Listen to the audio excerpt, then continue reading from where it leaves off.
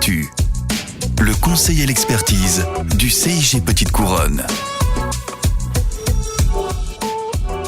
Bonjour et bienvenue à tous dans Minute Statut, le hors-série. Alors aujourd'hui, nous avons une émission qui est consacrée à la PPR, la période de préparation au reclassement. Alors qu'est-ce que la PPR ? Comment est-elle mise en œuvre et par quels moyens dépasser les éventuelles difficultés rencontrées lors de la mise en place de cette procédure ? C'est ce que nous allons voir aujourd'hui avec nos 4 invités du CIG Petite Couronne. Babita Kisto. Bonjour. Sabrina Barrington.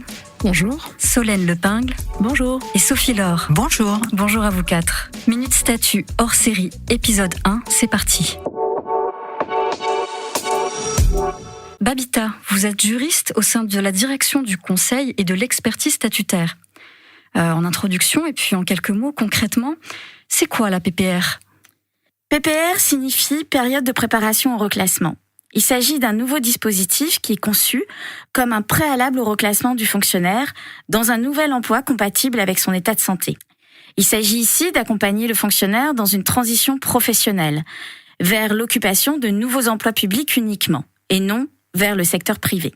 Il s'agit d'avoir des périodes de formation, d'observation, de mise en situation sur un ou plusieurs postes pour aller vers un reclassement professionnel. Pour recontextualiser un petit peu, faire un rappel historique, est-ce que vous pourriez me dire d'où vient l'idée de ce dispositif de PPR et depuis quand est-ce que cela existe ? Tout à fait. À la base, plusieurs employeurs publics ont fait remonter des difficultés rencontrées lorsqu'ils souhaitaient accompagner un agent vers le reclassement professionnel, lorsqu'un fonctionnaire, notamment, était reconnu inapte aux fonctions de son grade, sans être inapte à toute activité. Il n'y avait pas assez de temps pour pouvoir préparer cette reconversion. C'est en ça que l'ordonnance santé du 19 janvier 2017 vient insérer notamment dans la loi du 26 janvier 1984, la loi relative à la fonction publique territoriale, l'article 85-1. Elle pose ainsi un droit pour ce fonctionnaire à pouvoir obtenir une période de préparation au reclassement. Bien évidemment, il aura fallu attendre le décret du 5 mars 2019, entré en vigueur le 8 mars de la même année, pour pouvoir obtenir les modalités d'application de ce dispositif. Il faut savoir que la loi a été modifiée par la suite par la loi transformation de la fonction publique d'août 2019 et aussi une ordonnance de novembre 2020. Qui bénéficie ou peut bénéficier de la PPR ? Justement, c'est là où vient, je dirais, la différence entre la loi et le décret. Quoi qu'il arrive, la PPR concerne le fonctionnaire titulaire. Selon le décret, il s'agit ici du fonctionnaire qui présente un état de santé qui le rend inapte aux fonctions de son grade sans le rendre inapte à tout emploi, et ce, après avis du comité médical. Pour l'article de la loi du 26 janvier 1984, qui a été modifié par la loi transformation de la fonction publique, il concerne ici le fonctionnaire à l'égard duquel est engagée une procédure tendant à reconnaître son inaptitude physique à l'exercice de ses fonctions. Il y a une question qu'on peut se poser quand même, Babita, c'est quand est-ce que débute la PPR et puis quelle est sa durée ? Il y a 2 possibilités. Si le fonctionnaire est en fonction, la PPR débute à la date de réception de l'avis du comité médical. Si le fonctionnaire est en congé de maladie, alors le début de la PPR se fera au moment de sa reprise. Quoi qu'il arrive, la PPR prend fin à la date de reclassement de l'agent et au plus tard, 1 an après la date à laquelle elle a débuté. Sachant qu'il existe une exception, notamment lorsque l'agent a présenté une demande de reclassement, il peut être maintenu en position d'activité jusqu'à la date d'effet de ce reclassement, dans la limite d'une durée maximum de 3 mois prescrite pour la conduite de la procédure de reclassement. Et finalement, la PPR, c'est un droit ou une obligation ? Alors là, tout dépend du point de vue duquel on se place. Pour l'agent, comme je viens de vous le dire, la PPR, c'est un droit pour lui, de pouvoir en bénéficier s'il remplit les conditions. Mais il n'est pas dans l'obligation d'effectuer cette PPR. En revanche, concernant l'employeur, l'autorité territoriale, elle a bien l'obligation d'informer l'agent de ce droit, et ce, dès la réception de l'avis du comité médical. Sachant que pendant la PPR, le fonctionnaire reste en position d'activité dans son corps ou cadre d'emploi d'origine et perçoit le traitement correspondant. Cette période est bien assimilée à une période de service effectif.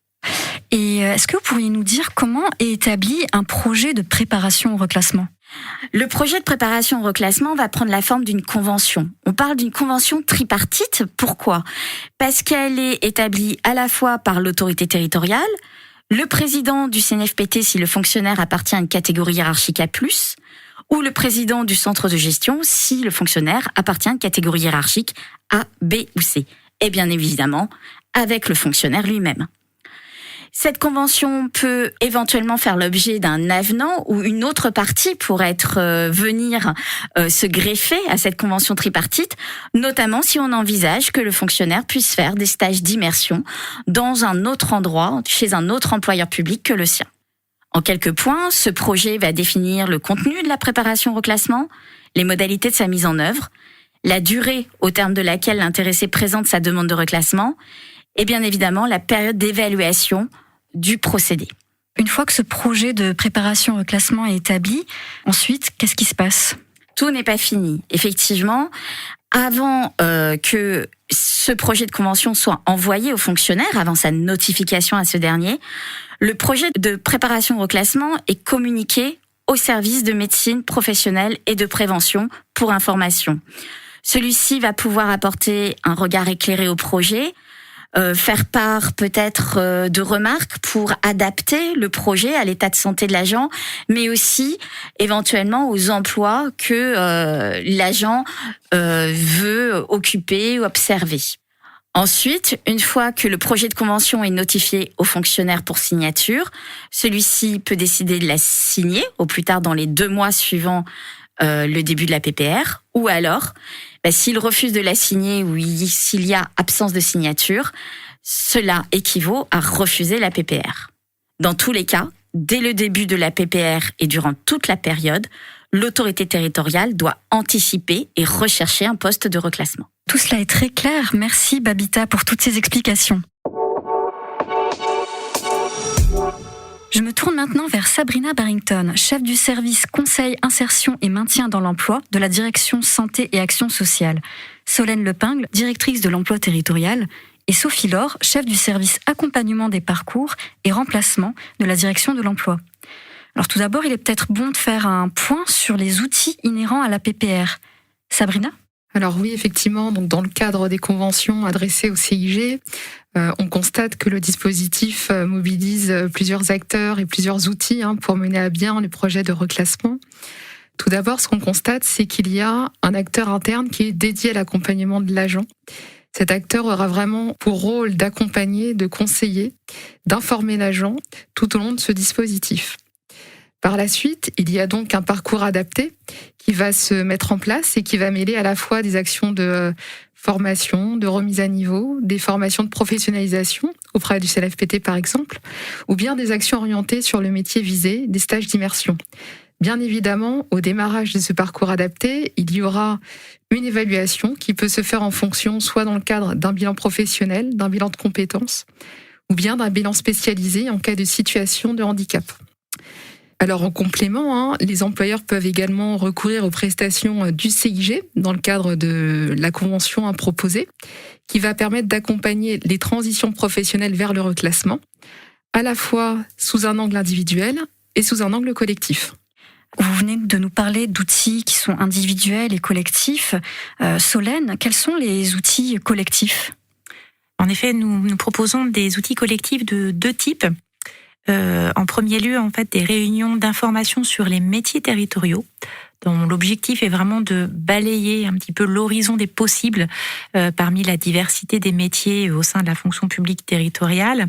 C'est aussi du coup l'occasion de rappeler le cadre de la PPR aux agents participants et puis plus largement de rendre les agents autonomes dans leur recherche sur les différentes questions qui peuvent se poser en matière d'orientation. Ça se passe sous un format de 2 heures de réunion avec une alternance de moments d'échange, des petits quiz et également des vidéos de témoignages d'agents sur leur parcours et également des temps de prise en main de différents outils de recherche. Ces réunions métiers s'adressent en priorité à des agents qui débutent un peu leur parcours de PPR et qui en sont en tout cas à l'étape de questionnement sur leur orientation, à la différence du deuxième outil qu'on propose, qui consiste en des ateliers CV, lettres de motivation et entraînement aux entretiens de recrutement, qui s'adressent plutôt là à des agents qui ont déjà un projet de mobilité et une idée en tout cas des postes qu'ils souhaiteraient viser. Dans ce dispositif, on va être effectivement plutôt sur de l'information sur les techniques de recherche d'emploi et puis le conseil et l'entraînement dans l'élaboration des outils de candidature. Ce sont vraiment des ateliers qui alternent à la fois des séquences un petit peu descendantes d'information et surtout de la mise en pratique, aussi de façon à remobiliser dans un cadre collectif les agents qui sont dans ce parcours. Nous avons également un outil individuel, Sophie ? Absolument. Il y a le conseil en orientation professionnelle. Alors, c'est un dispositif d'accompagnement individuel qui facilite les transitions professionnelles, un genre de couteau suisse de la mobilité, choisi comme subi. L'idée, c'est de déclencher le COP à un moment pertinent de l'accompagnement global effectué par la collectivité. Ce COP se déroule en 3 rendez-vous avec l'agent au CIG, puisqu'il est important de faire déplacer l'agent. Ça rend l'accompagnement plus dynamique, ça le rend moteur et acteur de son parcours. Au cours du premier rendez-vous, nous allons analyser, synthétiser le parcours professionnel et extra-professionnel souvent riche de l'agent, depuis l'école jusqu'à aujourd'hui. Entre le premier et le deuxième rendez-vous, il y a différents exercices qui permettent de mieux évaluer les acquis, le potentiel aussi, mais surtout, il y a une recherche de poste en réel sur le site Emploi Territorial pour que l'agent approfondisse sa connaissance des métiers et se positionne aussi sur ceux qui l'intéressent le plus. Alors parallèlement, nous effectuons la même recherche, mais beaucoup plus large, pour essayer d'ouvrir tous les champs des possibles et d'élargir aussi la connaissance des métiers. Donc au rendez-vous suivant, nous étudions avec l'agent activité par activité l'ensemble des postes, les siens, les nôtres, et ça permet de resserrer un peu les postes cibles en mesurant à chaque fois les écarts entre les compétences en présence, celles qui restent à acquérir, mais aussi de faire le constat des postes inatteignables. Ces entretiens alimentent un document récapitulatif que l'agent devra valider, approuver et qui sera présenté à sa collectivité. C'est un document très rédigé, qui fait une dizaine de pages, qui est très positif, c'est voulu. Ça apporte de la nuance et puis surtout, on a affaire assez souvent à des agents fragilisés par la situation. Et c'est bien de sortir de ce COP un peu valorisé, mais on reste quand même très très réaliste sur les carences également. Donc ce document contient le parcours de l'agent, le portefeuille de ses compétences, ses manques, son potentiel également, des commentaires sur les postes étudiés ensemble. Et il met en évidence 2-3 postes réalistes, à court, moyen ou long terme, selon l'âge de l'agent aussi, qui seraient pertinents pour une reconversion. On fait également des préconisations en termes d'environnement de travail et de formation. Ensuite, nous nous déplaçons en collectivité pour restituer le COP et réfléchir ensemble sur les solutions possibles pour l'agent au sein de la collectivité, puisqu'on sait que le reclassement à l'externe est encore plus compliqué. C'est un travail à 3. La collectivité bénéficie d'un regard extérieur, celui du CIG, sur une situation, mais en aucun cas nous allons nous substituer à l'accompagnement de la collectivité. La différence avec un bilan de compétences, par exemple, c'est le lien maintenu avec la collectivité et le retour à la collectivité. Ce sont aussi des conseillers qui sont parfaitement aguerris et qui ont de bonnes connaissances des métiers territoriaux. Et puis, on reste également sur des pistes réalistes, évidemment. Alors en lien avec tout ce qui vient d'être dit et puis avec votre connaissance de ces procédures de reclassement, à votre avis, quelles sont les principales difficultés qui sont rencontrées à la fois par les agents et par les employeurs territoriaux ? Sabrina ? Alors depuis que le dispositif est mis en œuvre, on va observer effectivement plusieurs difficultés. Alors la première difficulté, c'est vraiment l'appropriation du dispositif par les employeurs. puisque ce dispositif date un petit peu, parce qu'il date de 2019. Mais cependant, on constate qu'il demeure pour certains assez récent, notamment en raison du contexte sanitaire qui a pu soit empêcher ou freiner la mise en œuvre de ce dispositif. Donc ça, c'est vraiment la première difficulté constatée. À l'inverse, on aura également des employeurs qui vont un peu méconnaître le dispositif, voire même avoir une certaine réticence à le mettre en place. Une autre difficulté également a été observée par le service conseil insertion maintien dans l'emploi, c'est la difficulté donc pour les employeurs à appliquer ce dispositif associé à une absence de poste permettant à l'issue un reclassement statutaire. Enfin, on a également identifié la complexité de certaines situations individuelles dans le cadre du maintien dans l'emploi. Et pour terminer, une difficulté qui n'en est pas des moindres, le manque de ressources pour certaines collectivités et établissements, avec notamment des collectivités qui n'auront pas de médecins de prévention ou pas de psychologues qui seront pertinents justement dans l'accompagnement de certaines situations d'agents qui auront besoin d'être accompagnés dans le cadre du deuil de leur métier. Sabrina, vous parliez de complexité de certaines situations individuelles. Je vous rejoins complètement et j'ajouterais que c'est également un frein dans la mise en place de la PPR, eu égard à la durée du dispositif. C'est vrai que c'est un aspect sur lequel on a eu de multiples retours. Certaines collectivités avaient déjà mis en place des dispositifs d'accompagnement des agents qui souvent étaient sur des durées plus longues, puisque on sait bien qu'en fonction du profil de l'agent et de leur parcours, leurs caractéristiques, souvent la reconversion s'inscrit sur un temps long et qu'une durée d'1 an, effectivement, est souvent trop courte à cet égard. Alors, je rejoins complètement vos commentaires. Une année, c'est évidemment bien trop court pour des agents en reconversion. Ça limite considérablement les possibilités de changement de métier, notamment lorsque les agents ont un niveau scolaire un peu juste et qu'ils sont complètement étrangers au domaine de la bureautique, puisqu'aujourd'hui, tous les postes, pratiquement, ont un volet bureautique dans leurs activités. Et puis, il y a un autre élément aussi que je voudrais ajouter, c'est l'appréhension des agents par rapport à la fin de la PPR. C'est vrai du coup, dans les échanges qu'on peut avoir dans le cadre des réunions et des ateliers, c'est un élément qui est souvent évoqué, effectivement, sur le fait de s'impliquer pendant une durée d'1 an, mais à l'issue, il y a effectivement des craintes quant à leur devenir. Nous allons maintenant voir ensemble quelles pourraient être les solutions de dépassement de difficultés qu'on vient de voir. Alors, en votre qualité d'experte, toutes les trois, qu'est-ce que vous préconisez aux collectivités en cas de difficulté pour la mise en place de la PPR ? Alors, parmi les solutions de dépassement, on peut dire que la PPR doit être utilisée comme un cadre et non comme une contrainte pour mettre en place les actions. C'est-à-dire plus largement, donc inscrire la PPR dans une politique de maintien dans l'emploi et dans les pratiques préexistantes, mêlant à la fois prévention et démarche GPEC. Au-delà, comme je le disais tout à l'heure, c'est quand même incontournable d'avoir un acteur en interne pour le suivi et l'accompagnement de l'agent. Et enfin, procéder à un suivi rigoureux des situations d'inaptitude. Et puis, en cas de difficulté, solliciter l'accompagnement du CIG qui reste aux côtés des employeurs.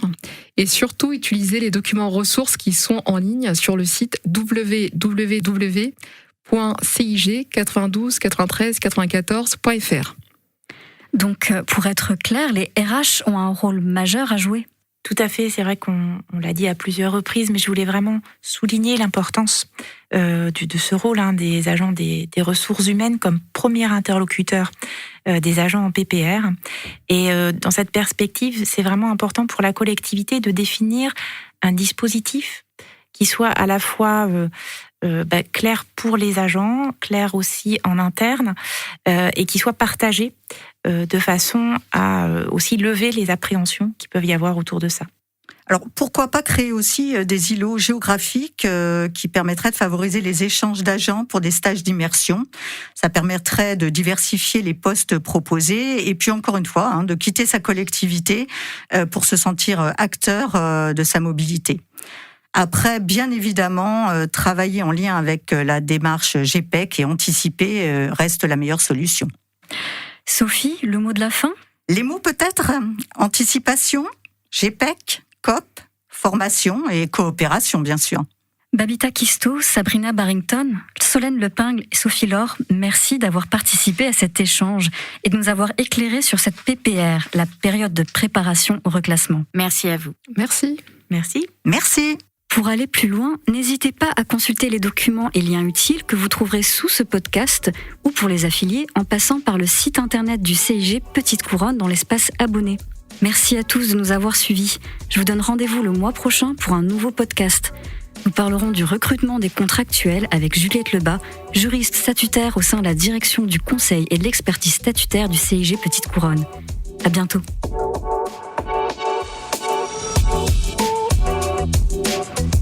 Minute Statut. Le conseil et l'expertise du CIG Petite Couronne.